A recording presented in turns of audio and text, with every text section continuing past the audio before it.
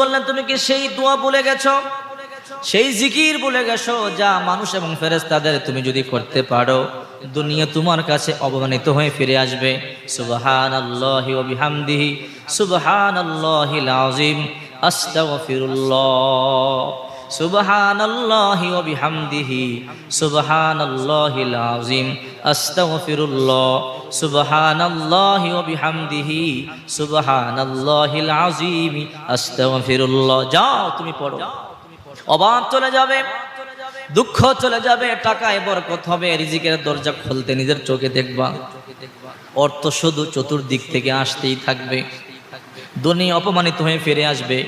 এক সপ্তাহ আমল করেছে সাহাবী, এতটাই বিশ্বাস অন্তরে, নবীজি বলেছে অবশ্যই কাজ হবেই, চলে গেছে বাড়িতে গিয়ে আমল শুরু করে দিয়েছে।